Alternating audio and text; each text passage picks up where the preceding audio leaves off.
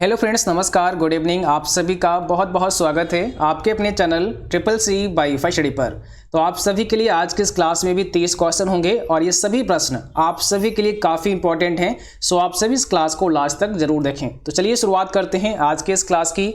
और जो भी बच्चे लाइव आ चुके हैं आप सभी क्लास को भाई शेयर जरूर करें ताकि और भी बच्चे और भी साथी इस क्लास को ज्वाइन कर सकें। तो सबसे पहला सवाल आपसे है, पेटीएम के फाउंडर कौन है? निम्न में से कौन है पेटीएम के फाउंडर? आपको जवाब करना है। चलिए, क्वेश्चन नंबर 1 आपकी स्क्रीन पर है, आप सभी जल्दी से आंसर भेजो। पेटीएम के फाउंडर कौन है? तो ध्यान रखना है, पेटीएम के फाउंडर हैं विजय शेखर शर्मा। ठीक है, विजय शेखर शर्मा है पेटीएम के फाउंडर। और अगर आपसे पूछें कि पेटीएम की स्थापना कब हुई थी तो 2010 में। ठीक है, ध्यान रखना है 2010 में पेटीएम की स्थापना हुई थी। ठीक है, फाउंडर का नाम है विजय शेखर शर्मा। अगला क्वेश्चन है, पेटीएम कब लॉन्च किया गया था? हमने आपको बता दिया था अभी इसी क्वेश्चन से पहले, है ना। तो यहाँ पर क्वेश्चन भी दिया गया है कि पेटीएम कब लॉन्च किया गया था, पेटीएम की स्थापना कब हुई थी। तो करेक्ट आंसर होगा यहाँ पर ऑप्शन बी, अगस्त 2010 में। ठीक है, कब हुई थी? अगस्त 2010 में पेटीएम की स्थापना हुई थी या पेटीएम को लॉन्च किया गया था। अगला क्वेश्चन है, गूगल क्रोम में वर्तमान पेज को बुकमार्क करने के लिए हम डैश दबाते हैं। अगर आप गूगल क्रोम में वर्तमान पेज को बुकमार्क करना चाहते हैं तो कौन सा की प्रेस करते हैं? मीन्स बुकमार्क के लिए कौन सी शॉर्टकट की यूज करते हैं। और आपको पता है कि हमने वेब ब्राउजर की शॉर्टकट की विद प्रैक्टिकल आपको अलग से पढ़ा रखी हैं, जिसमें इन सभी शॉर्टकट की को हमने वहां पर डिस्कस किया है। अगर आपने बिल्कुल प्रैक्टिकल सीखना है तो आप उस क्लास को जरूर देखें। ठीक है, जहां पर हमने सभी वेब ब्राउजर की जो शॉर्टकट की हैं उनको बहुत ही डिटेल में समझाया है।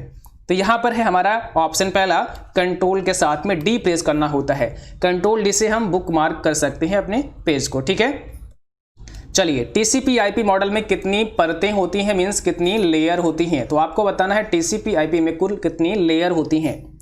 2, 4, 5, 7, इसमें से कौन सा आपका राइट आंसर है? और जो बच्चे अभी अभी आए हैं आप सभी भाई क्लास को सबसे पहले शेयर करो, लाइक करो। ठीक है, शेयर और लाइक सभी बच्चे करते रहो क्लास को। टीसीपी आईपी मॉडल में कुल कितनी लेयर होती हैं? तो सही जवाब होगा यहाँ पर ऑप्शन वी। टोटल लेयर कितनी होती हैं? 4 होती हैं टीसीपी आईपी में।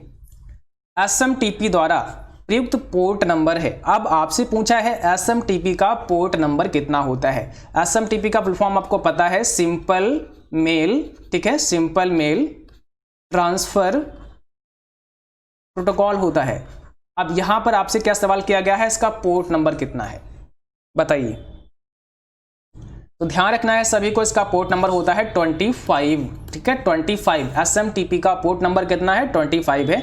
ऑप्शन डी है करेक्ट आपका। और अगला क्वेश्चन है, निम्न में से कौन सा शब्द नेटवर्क सुरक्षा से संबंधित है? कौन सा शब्द नेटवर्क सुरक्षा से संबंधित है? क्वेश्चन 6 का आंसर करना है आपको। राइट आंसर यहाँ पे क्या होगा? ऑप्शन नंबर डी होगा, फायरवॉल। नेटवर्क सुरक्षा से संबंधित है आपका फायरवॉल। ठीक है, अगला क्वेश्चन, निम्नलिखित में कौन सा नेटवर्क का परीक्षण करने के लिए उपयोग किया जाता है? अब यहां पर आपको बताना है कौन सा नेटवर्क का परीक्षण करने के लिए उपयोग किया जाता है। कौन सा होगा आपका करेक्ट आंसर?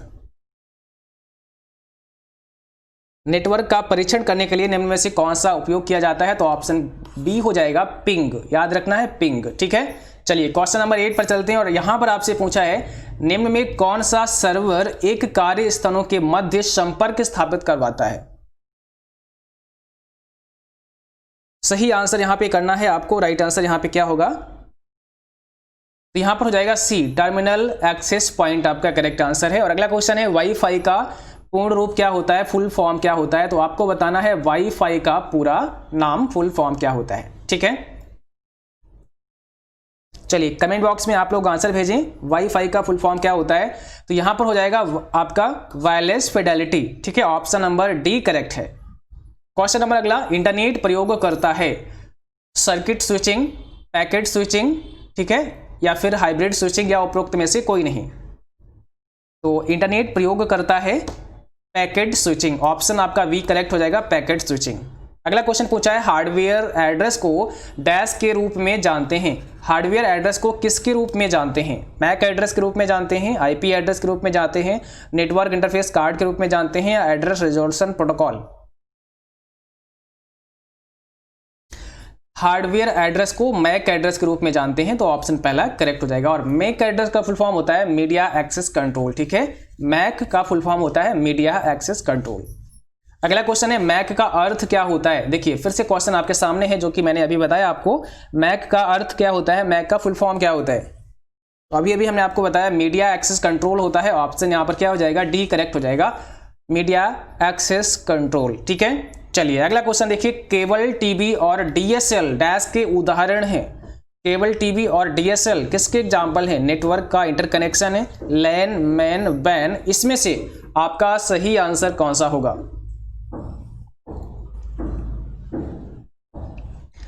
तो यहां पर हो जाएगा मेट्रोपॉलिटन एरिया नेटवर्क, मैन आपका सही जवाब है। और अगला क्वेश्चन है, सार्वजनिक अस्पतालों के लिए ऑनलाइन पंजीकरण प्रणाली जिसे कहते हैं ORS की गई कब शुरुआत हुई इसकी, ठीक है। सही जवाब होगा जुलाई 2015 में, ऑप्शन पहला राइट है, जुलाई 2015। अगला क्वेश्चन है, KYC का अर्थ होता है, KYC का फुल फॉर्म क्या होता है, अर्थ क्या होता है। चलिए क्वेश्चन नंबर 15 का जवाब भेजिए, KYC का मतलब क्या होता है। तो यहां पर हो जाएगा नो योर कस्टमर, क्या हो जाएगा, नो योर कस्टमर हो जाएगा KYC का फुल फॉर्म, ठीक है। देखिए पहला ऑप्शन हमारा करेक्ट है, नो योर कस्टमर, अपने ग्राहक को जाने। अगला क्वेश्चन, RTGS में T का अर्थ होता है, RTGS में, ठीक है, T का फुल फॉर्म आपको आंसर करना है क्या होता है। तो RTGS का मतलब होता है रियल टाइम ग्रॉस सेटलमेंट, तो यहां पर रियल टाइम हो जाएगा, इसलिए ऑप्शन पहला करेक्ट है, रियल टाइम ग्रॉस सेटलमेंट होता है ना RTGS का पूरा नाम। अगला क्वेश्चन है, क्या परिणाम होगा इक्वल सीलिंग 119,11। अब इसका रिजल्ट आपको बताना है, इसका आंसर कितना होगा। अगर ये फॉर्मूला आपको मिलता है इक्वल सीलिंग 119,11, इसका आंसर कितना होगा।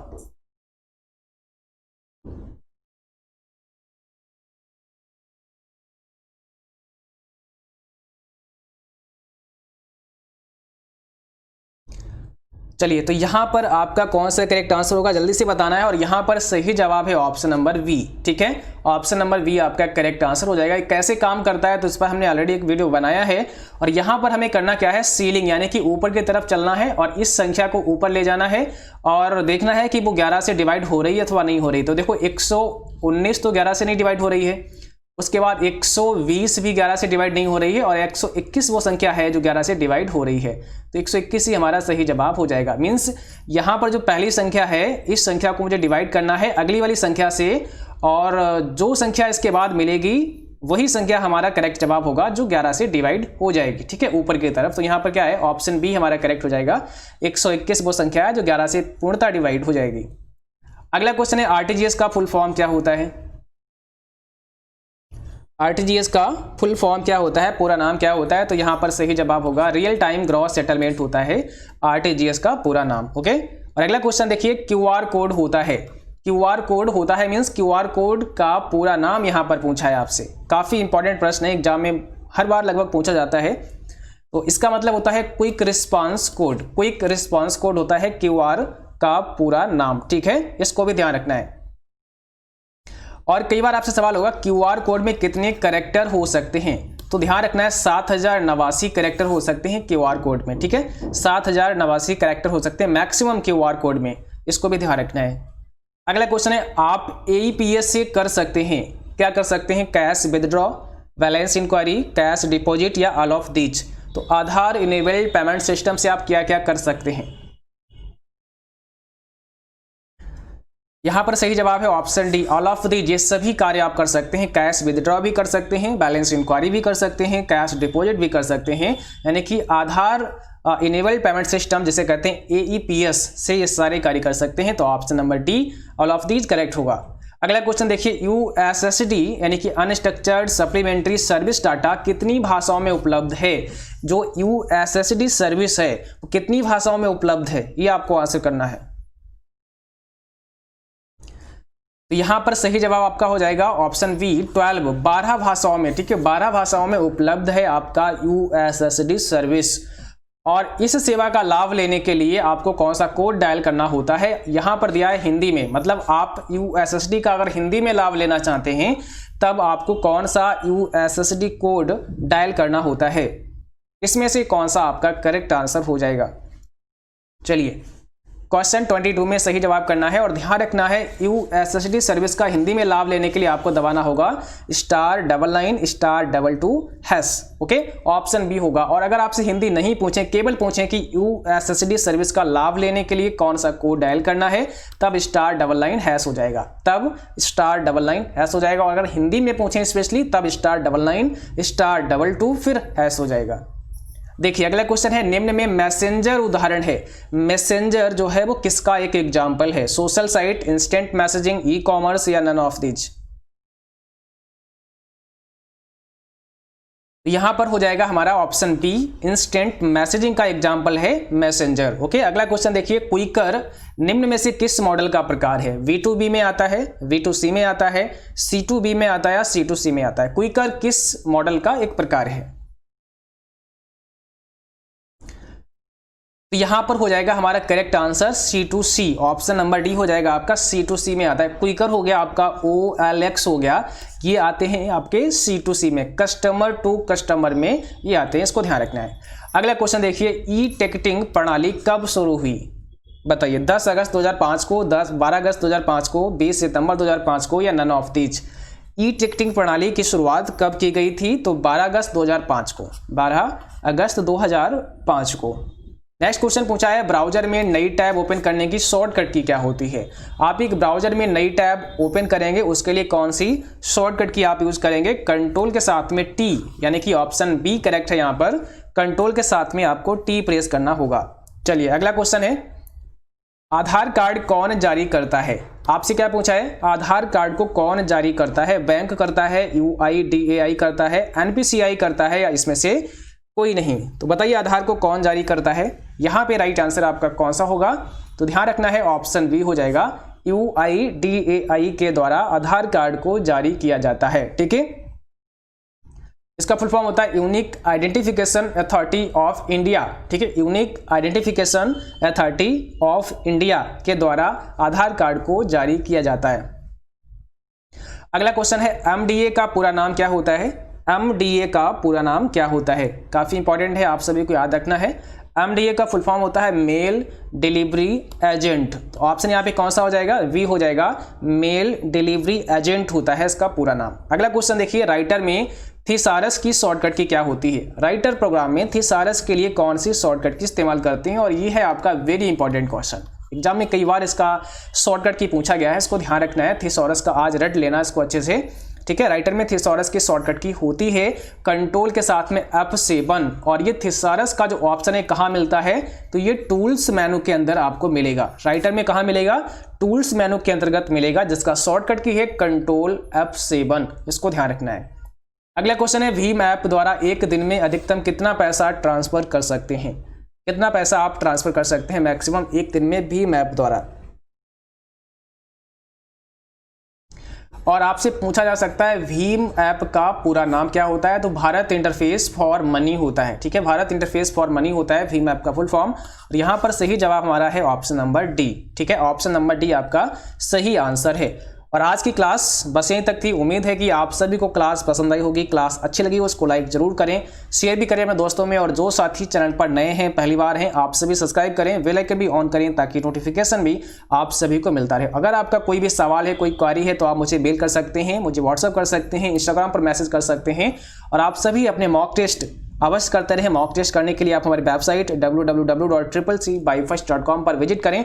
वहां पर आपको ढेर सारे ऑनलाइन मॉक टेस्ट अवेलेबल हैं। वहां से आप ऑयल पेपर भी पढ़ सकते हैं, उन्हें डाउनलोड भी कर सकते हैं। और कल की क्लास का शेड्यूल हम आपको बता दें। कल जो क्लास होगी वो आपके लिए फिर से एक 100 क्वेश्चन की क्लास होगी। ठीक है, CCC का फुल पेपर हम आपको कराएंगे कल, जिसका समय होगा 8:30 पर। तो 8:30 PM पर कल फिर से क्लास आपको मिलेगी एक 100 क्वेश्चन की। और वो क्लास आप सभी के लिए काफ़ी इंपॉर्टेंट होगी। ठीक है, तो आप उस क्लास को बिल्कुल भी मिस ना करें। आज के लिए बस इतना ही। Thanks for watching. Thank you. Good night to all. Bye bye.